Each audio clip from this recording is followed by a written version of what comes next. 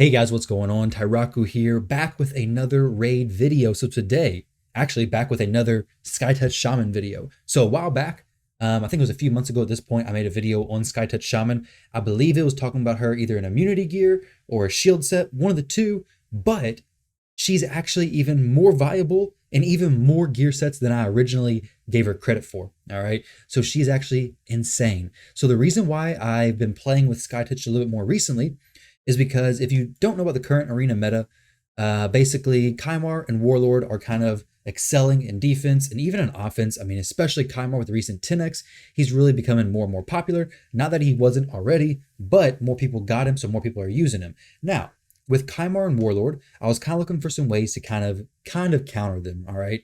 And Skytouched Shaman does that pretty well, okay? I'm still working on getting an arena team that does very well against them, but I wanted to go ahead and share with you guys some different uses for Skytouched, and maybe you can figure out some ideas and how you want to use your Skytouched, whether it's in PvP or PvE, because I believe she actually has some of the best heals in the game, if not the best heals, okay?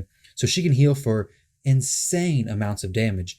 And a lot of champions, I typically don't say, hey, go for these specific set bonuses. I typically prioritize stats over set bonuses. But I think with Skytouch, you get so much value with going for specific set bonuses that in her case, it's actually worth maybe sacrificing a little bit of stats to get those set bonuses. Now, when I say that, keep in mind, you don't want to completely screw your stats. You still want your stats to be decent, but the different set bonuses can really be nice. Okay, let's go ahead and go over her abilities. I'm gonna be honest, this A1 ability, it doesn't really do anything for the point of this video, but it attacks all enemies, heals about 15% of the damage inflicted if this champion has less than 50% HP, boosts this champion's turn meter by 20% instead if this champion has 50% HP or higher.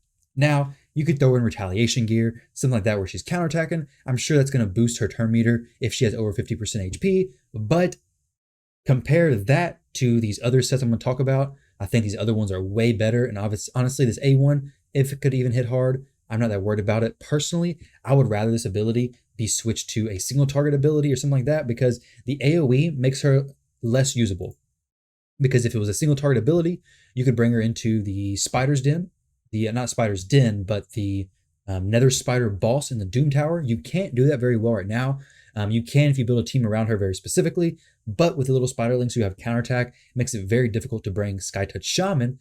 But if you could actually bring her in there, she has an incredible A2 ability that removes all debuffs, which if you know, this Nether Spider places a ton of poisons. Okay, so remove all debuffs from all allies, then places a revive on death buff and a block debuffs buff on all allies for 2 turns, which this is incredible. Okay, so A2, this is the ability we're really looking for. So if you don't have this booked already and you want to use your Skytouched, I definitely recommend going ahead and booking it out. I mean, it's 2 books, okay? Nowadays, all champions require like 50 books. Skytouch requires 2 plus these, which you don't really need these books, honestly. It's just extra damage. And this ability, this is also another 4 books here. So 4, 5, 6, if you get super lucky, maybe you have to book this out as well. But all in all, she doesn't require a ton of books compared to some other champions. And they're epic books, so I'm sure you have them. Now, her passive, this is where she really shines, but you got to be careful with reading this. And some of the gear sets I'm going to be talking about, the set information says it shouldn't work, but it does actually work. So damages this champion by 10% of their max HP at the start of each turn. Heals all allies except this champion equal to half of the lost HP. Places a 30% decreased speed debuff on this champion for 1 turn at the start of each turn. Also places a fear debuff on this champion for 1 turn. Okay, so the fear is bad, decreased speed is bad as well, but not everything's lost. Now, I was saying before that I was looking for a counter to Kymar. This is the counter to Kymar, because damages this champion by 10% of their max HP at the start of each turn. What that means is this ability happens first. So Kymar sleeps Skytouched, then she wakes herself up from this passive ability. And obviously she has a chance of placing fear on herself, but if it doesn't actually activate, then she uses her A2, cleanses the rest of your team, heals up as well, and the heal is based off of half of her total lost HP. All right, so as you can see, my Skytouch right now is in Swift Parry gear. So if you look at her HP, let's go ahead and round this up to 70,000. All right, so she's at 70,000. If she lost all of her HP, had 1 HP left, then I believe she should be healing for about 35,000 HP, right? Like if my math's correct, 35 plus 35 is 70. So she'd be healing for about 35,000 HP, which is a big heal. Very, very big heal, especially for an AoE ability. Now, granted, that is with Swift Parry gear on, but it ends up being actually a little bit higher than that because if with these masteries and different masteries coming into play, her heal does end up being a little bit higher than that 35,000 number. I actually did a match earlier with her and Swift Parry, and she was actually getting 48,000 heals, which I'm not exactly sure why. I think it was because some of the allies had masteries that also increase the healing they receive. I believe this one right here does that, increase the amount of healing and value of shield buffs this champion receives by 5%. So I think all those things combined made Skytouched heal for a lot more, which 48,000 damage being healed in the arena is a lot of damage, especially if you're considering using Skytouched in a team that's going second. Okay, and if you have her going faster than your other champions, she's going to cleanse your other champions and then heal them up as well. So very, very good. And now the reason why she's a good counter to Warlord is because Warlord locks out abilities, not the passives. All right. So if Warlord locks you out, it doesn't matter. She can't cast her A2, but she can still heal from this passive ability. So that dealing damage to herself is not a big deal. She's going to heal no matter what. The fear is kind of unfortunate, but it's not the end of the world because she still gets that big, big heal off. And if you have her in Swift Parry gear, it works perfect. Now, what I want to talk about is the different sets she can wear. All right, so let's go through here. Now, I mentioned before that I typically like to focus on the stats for gear, but with Skytouched, it's kind of an exception. I like to really focus on her sets because I believe they bring so much benefit. Now, I think there's a very good argument. I'm going to showcase Frenzy. Frenzy is one that I want to show you how she works in that, because if you actually go into the information panel right here, I believe this is where you can see the gear information, but if we scroll all the way down here to Frenzy, this actually shouldn't be possible. And we talked about this before, but I believe we did. Okay, so it says down here, the effects of this set won't occur from HP loss from poison debuffs, skills that do self-damage, or other skills that modify or balance champions' current or max HP. So I'm going to go ahead and jump in there and we'll test this Frenzy set. But Frenzy set, she works great in. Immunity is a very cool set with her, because if she has immunity, she doesn't place the fear or the slow on herself. So immunity is an amazing set. However, if you're using her for a counter to Kymar, Kymar will strip the immunity and then place the sleep anyways. So depending on how much resistance you want to build her with, that could change how you go with this. Immunity is a great set though. It depends on also if you're using her in offense or defense. Now, immunity is great. That goes without saying. That the untouchable gear is also great. It's basically, well, it's an immunity set plus 40 resistance, which if you've been farming the Scarab King, maybe you got some good untouchable gear. If so, that's incredible. She's also very good in shield set. The reason why she's so good in shield set is because, as you recall, she heals based on 50% or half of the HP she's lost. So if she's in a shield set, you already want to build Skytouched Shaman with a lot of HP anyways. Shield set champions also want to be built with a lot of HP. So you have a champion who wants to be built with HP. You have a shield set that wants a champion to be built with HP. It makes sense that a shield set would work well on Skytouched Shaman. And I used to use this on her quite a bit. I have moved it around, and obviously she's in Swift Parry gear now. But if you're looking for a shield champion, you don't really know who else to fit it on, it can definitely work very well on Skytouched, and you can get some pretty decent sized shields out of her. So she has 18,000 HP. Compare that to my current shield champion, who I often use on defense or go second teams, and he has 16,000 HP. I pushed him up to 58,000 HP. I think I can get him usually to like 70 or 80,000 or more with a shield set. So Skytouched could be even higher, which higher HP, higher heals, overall better performance. So shield set works very well with Skytouched Shaman. Scrolling down through here, let me know, guys, if you see anything else that you think, hey, or that you know Skytouched Shaman works very well with, definitely let me know. But these are some of the ones that I've kind of come to really like and have noticed work very well on Skytouched. Obviously, you got things like Relentless, Reflex, because she only has one ability. So Reflex is always going to reduce the cooldown of that A2 ability. If you're using her in PvE content more often than PvP, Reflex is going to work better because you're going to get more of those block debuffs. You're going to get more of that revive on death, everything like that. It's going to work out better in PvE content, like dungeons, faction wars, clan boss. Maybe if you're early game, you could probably get her to work, but things like that. Now, the last one is obviously Swift Parry. And I kind of already touched on this, but Swift Parry is incredible for Skytouched, obviously, because if you're wearing Swift Parry gear, she gets down to 1 HP, and she's going to heal your entire team a significant amount, okay? Especially if she heals the entire team, and then she does the A2 ability. Because what happens is a Swift Parry, the Swift Parry's still on her and she deals damage to herself, so she doesn't die. So she does deal damage to herself and then heals. Now, one thing to keep in mind is that if your Skytouched Shaman is low HP, like if she has less than 10% HP, she'll actually deal damage to herself before she heals, which works out well against Kymar because you want her to deal that damage, break that sleep, then heal. But in some situations, she will kill herself and then it kind of sucks. But let me go ahead and jump in here and show you guys an example in the Doom Tower with my Skytouched in Frenzy Gear. All right, so Frenzy Gear is a set that shouldn't actually work. Like as I mentioned, it actually specifically says in the skill text, hey, this is not going to work. Well, last time I checked this, it was inaccurate. Now, there's been several patches since the last time I've done this, so maybe things have changed, but let's go ahead in here and see how she works with Fury Gear on. Did I say Fury? I may have said Swift Parry. I think I said Fury though. All right, so we'll go ahead and drop off all those champs, throw in Skytouched Shaman. So she's a champion who I definitely think if you haven't invested in her, she's actually a champion who I went a long time without investing in, but she's an amazing champion. All right, so when we're doing this, we gotta watch closely because what's gonna happen is it's gonna say boosted turn meter with so here boost turn meter. See, it said boost turn meter. The blue thing popped up. Obviously, it's gonna say boost turn meter every time they hit us. We resisted that. We have a little bit of resistance gear on. Let's see right here, boost turn meter. Boom. So we got boosted turn meter both times there when we're taking damage. If we dropped out of here, so right now we have a little less than 25% turn meter bar there. So we'll go ahead and do this one more time. See what she starts off with here. So it's her turn first. Boom, 25%, almost, not quite. Maybe let's say 20% turn meter. And then we go to edit team. Then what I'll do is I'll go ahead and drop off a piece of that Fury Gear from Skytouched and see if the same thing happens whenever we do that. Now I'm gonna drop off a piece that doesn't have any speed or has very little speed on it, just so we can get a good comparison. Let's go ahead and just put some speed boots on there. Because obviously if I dropped off all of her speed, then it's gonna do the same thing, right? Like it's gonna give her less turn meter in and of itself. So no speed changes here at all. Go ahead and equip this.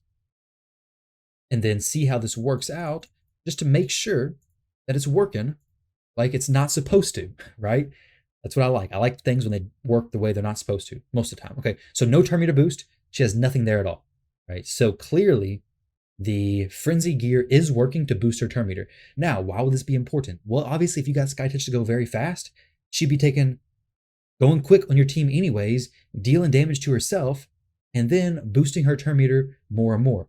Matter of fact, she may actually be good in things like the Guardian set, where she starts taking damage from well, no, not really. So the Guardian set wouldn't, obviously, you can't wear that with Frenzy, so never mind that. That's just some thoughts going in my head as I'm making this video, but I'll leave that in here just so you, yeah. Well, either way, the Frenzy set is very good on Skytouched. Clearly, it boosts her turn meter, lets her get even more turns throughout these battles. As I mentioned before, Swift Parry. I'll try to give you an example of that. It's going to be difficult to get Swift Parry to actually proc, but let's see if I can get some Swift Parry gear back on her and see if we can actually get it to proc. That'd be pretty cool. Swift Parry, obviously, it has, what, a 50% chance to proc. Whenever you're on offense and attacking a defense, it feels like it procs all the time, but when the tables are turned, it feels like it never activates. Now, I do have her in some resistance gear. I do have her wearing resistance stuff. The reason for that is because I was trying to build her to kind of counter Warlord. Now, I don't think her resist is high enough. I'll probably end up just dropping this off and making her full HP just so she can heal some more. But this is kind of like a different builds. I'm trying to test out a few different things for defense because I want to have a good team for Kymars and Warlords. Granted, against Warlord, she doesn't really need that A2 ability. It does help out a lot, but the heal is really what she needs. So she honestly doesn't need that ton of resistance, I don't think, especially since I'm not running immunity gear. If you're running immunity gear, I could see it, pushing a little bit more resistance, especially if you're going against like Kymars and if you push high enough resistance to actually prevent them from stripping you, it does help, especially if they're not using a Madam Ceres. But at this point in the game, so many people have such high accuracy on their Madam. If you're not planning a team around that, like specifically, it's easy to get your accuracy high enough to strip most teams, all right? So let me go in here and test this against this team right here. I already have some examples set up. Hopefully Skytouched procs or Swift Parry. Let's go ahead and see if she does or not. Let's make my life simple. Get her to die and proc Swift Parry. Now we do have Sandlashed So it may not be a perfect example. Either way, though, she's going to heal for a lot. That's definitely for sure. They're full HP anyways, but as soon as Skytouch takes a turn, we'll see what she heals for. Because like I said, and she'll actually wake herself up. This is a perfect example. So she's asleep right now, but she'll wake herself up. She didn't place the fear on herself because she has block buffs from a Duchess. So like if she had immunity gear, this would be doing basically the same thing. We do this, put some revival and death on everybody, and we had a good heal. I didn't even notice what the heal was because I was so paying attention to the waking herself up. But obviously, I mean, she makes for a pretty tanky team. So if you need a good healer for arena, if you need a good healer for dungeons, she's very good no matter where you're at in the game, in my opinions. If you haven't built her, she's definitely a champion I would consider building just because of all of her benefits. Now, we went ahead and proc that. Hopefully this Trunda can do some work to Skytouched. We'll give her one more turn. So maybe she decides to actually do some damage this time. We'll see. Hopefully Swift Parry procs. But either way, I think you guys can see. We'll see what her heal is in just a second. She's getting fairly low in HP. But if Skytouch is alive and nobody else is dropping, nobody else is going to die at all. Like, unless they just one-shot my Duchess, we're good to go. These heals will keep everybody alive very, very well. Now, Trunda should have her abilities off cooldown here.